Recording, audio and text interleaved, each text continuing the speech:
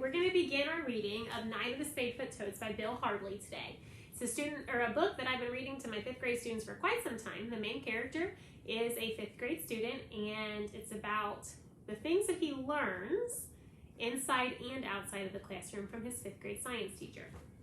Let's get started. Chapter 1. That new teacher, Mrs. Tibbetts, is 100 years old. You'll see, Frankie announces. 200 years old, another boy says. Ben Maroney ignores them as he heads down the hall. Jenny Ferreira is walking beside him. The other kids in his 5th grade class are stretched out in a loose line up and down the hallway, headed to science class. Mrs. Tibbetts isn't that old, Jenny tells Ben, and she's not a new teacher. She's just been out for a while. My brother had her in 5th grade a couple years ago. Ben nods. He likes Jenny. She's one of the few kids who talk to him. Maybe just because he sits behind her in class. He's been at Edinburgh Elementary School for 2 months, but he still feels new. Now they've got a new science teacher too. She's new to Ben, at least. Everybody else in the class seems to know her. She's 1,000,000 years old, Frankie shouts so everyone in the hall can hear. He bends over and hobbles down the hall like an old woman, and Tommy Miller and Dennis DeMeo laugh. Frankie thinks he's a lot funnier than he is. But there are always kids who will laugh at him, even when he's being mean. It's strange to get a new science teacher at the end of March. Ben wonders where Mrs. Tibbetts has been, and most importantly, why she came back. When Ben walks into the classroom, he doesn't see the science teacher, but he does see the mice. They're in a new cage on the table against the back wall, next to stacks of textbooks and papers. He figures there are half a dozen mice in it. Ben knows something about mice, but not as pets. He knows about mice as food for diamondback rattlesnakes. He's seen rattlesnakes eat mice lots of times. There are no diamondback rattlesnakes in Edinburgh, Massachusetts. Ben's pretty sure of that. The rattlesnakes he used to watch were at the Desert Museum in Tucson, Arizona, where he lived until February, along with whip snakes and sidewinders, and horned toads and chuckwalla lizards. All he's seen since they moved to Massachusetts are some squirrels and chipmunks in his backyard, and some birds at the window feeder. Ben walks toward the cage to get a closer look at the mice. Ryan Brisson starts pounding on a desk not far from the table. Ben! Ben! He yells, sit here! With a new teacher, there aren't any rules yet, and everyone is thinking they can sit anywhere they want. Frankie, Tommy, and Dennis have claimed desks all together on the other side of the room. Ryan's a skinny little kid who wears glasses. One of the lenses is covered over with a patch, and the other lens magnifies his good eye. He's always peering at people out of that one big eye. He's the most hyper kid that Ben has ever met. It's like his mother gives him a pound of sugar right before he leaves for school every day. He drives Ben crazy. He drives the other kids crazy. He even drives the teachers crazy. Ben wishes he had a real friend, not like Jenny, who only talks to him because he sits in front of him, or because she sits in front of him, or Ryan, who is officially wacko. He'd like to find someone like Toby, his best friend back in Tucson. Sit here, Ryan says again, pounding on the desk like a bass drum. It's the only empty seat. The kid is a human noise machine. He'd be noisy. He'd be noisy even if he were sitting still, which he never is. Ben glances around the classroom. The new teacher, Mrs. Tibbetts, hasn't arrived yet.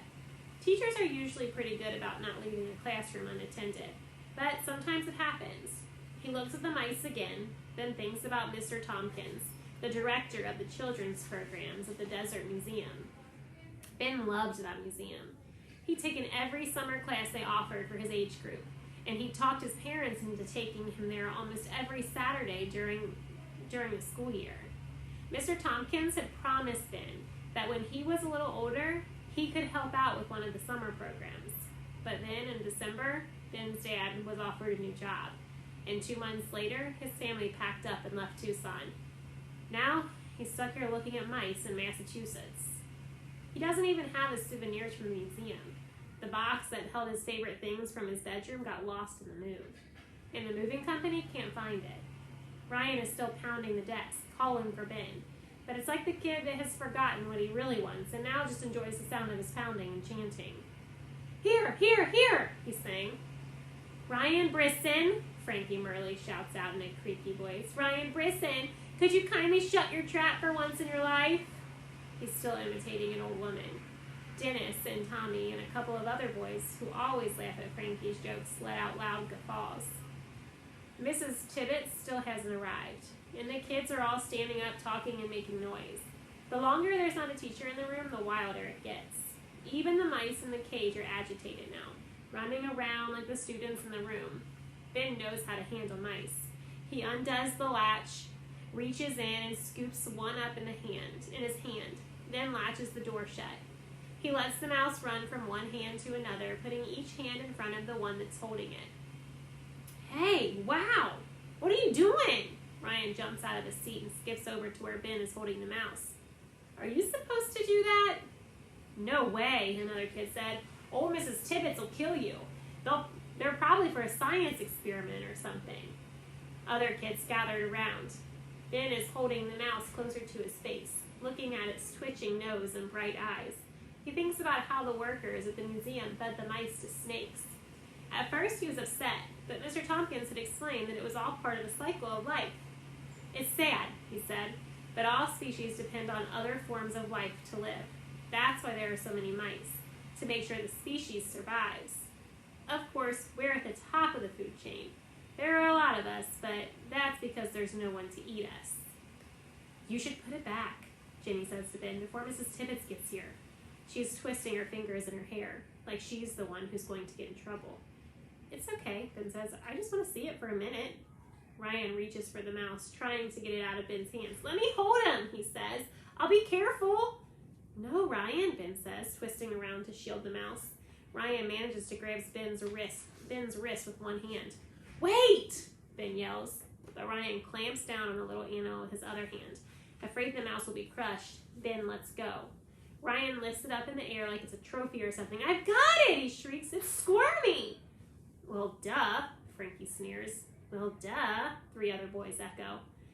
Ryan tries to hold on to the mouse, but it crawls out of his hands and runs down his arm. Ah, he yells, and the whole class starts screaming. The mouse leaps off Ryan's arm, lands on the floor, and skitters under the desk, looking for a safe place to hide. But there's no safe place, not with a bunch of fifth graders after it. Get it! Get it! Frankie shouts in his old woman's voice. Killer mouse on the loose! 3 or 4 kids squeal and run to the opposite side of the room, like it really is a killer mouse and might hurt them. It climbed down my arm! Get it! Get it! Ryan is dancing around the circle of kids who are on their hands and knees looking for the mouse. 3 or 4 of them corner it in the front of the room. I'll get it, Ben says, pushing his way through the crowd. He's about to scoop it up when another voice yells out and everybody freezes where they are.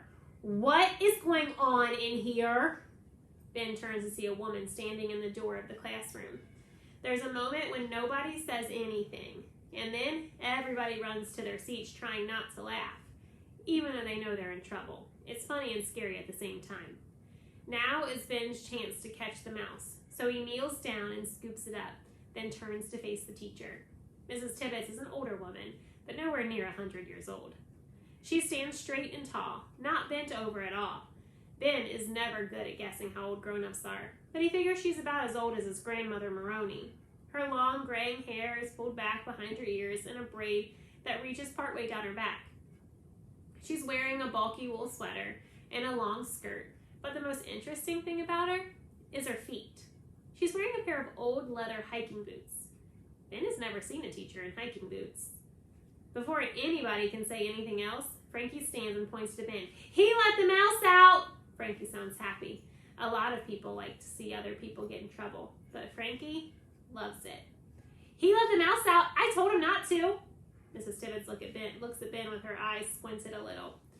Ben holds the mouse up in his hand. He can feel his own heart beating. It's okay. I caught it, he says.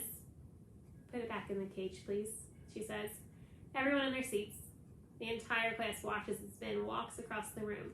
He opens the cage door and slips the mouse back in.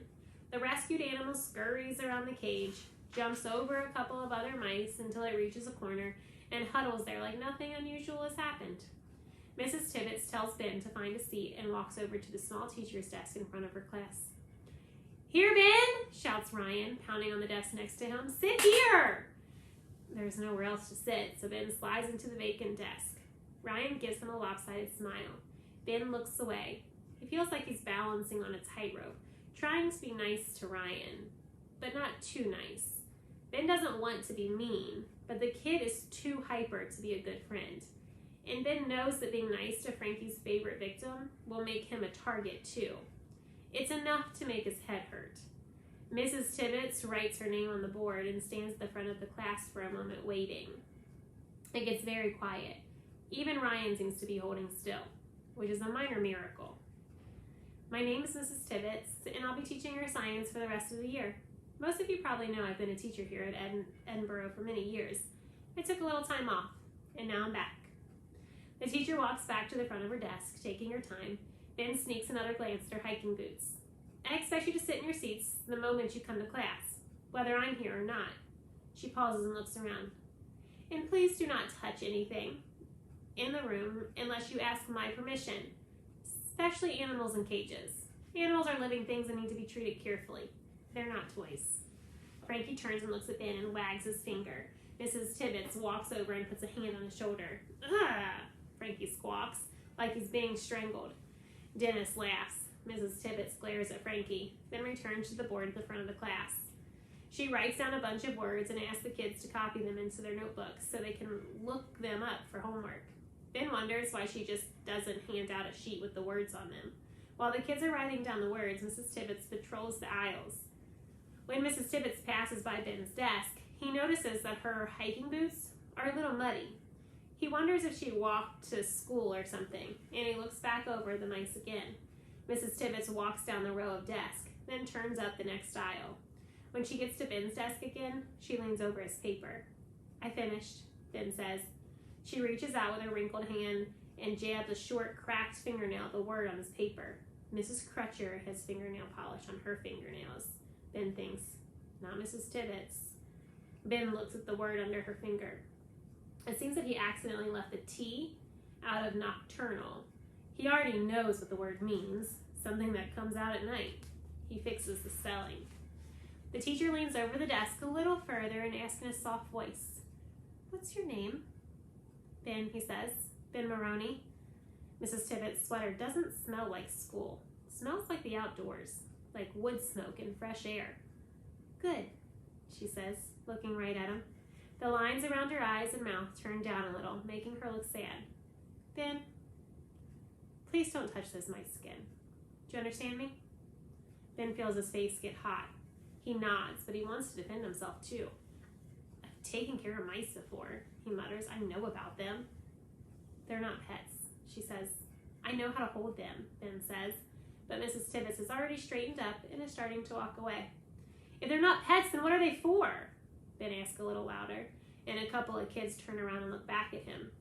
Mrs. Tibbetts looks back at him too, her eyebrows raised. Ben can feel that he's pushing it a little, but he wants to know. "Are they for bait or food or maybe for an experiment? I know someone who feeds mice to snakes. Is it something like that?" he asks. Now everybody is watching Mrs. Tibbetts to see how she's going to react. Ben waits for her to get mad, but she doesn't. Her lips scrunch up, almost like she's trying not to smile. "Go over the words one more time, Ben," she says. "I brought the mice in to show the second graders, and we're not talking about snakes today. Maybe some other day." Mrs. Tibbetts goes back to the front of the room and begins to talk about the differences between warm-blooded and cold-blooded animals. Ben is only half listening. He already knows all that. But he hears a word that makes his heart skip a beat in his chest. Snakes. He looks back at the mice again and then up at Mrs. Tibbetts with her gray hair and cracked fingernails and baggy sweater and hiking boots. Okay, we're going to stop there for today.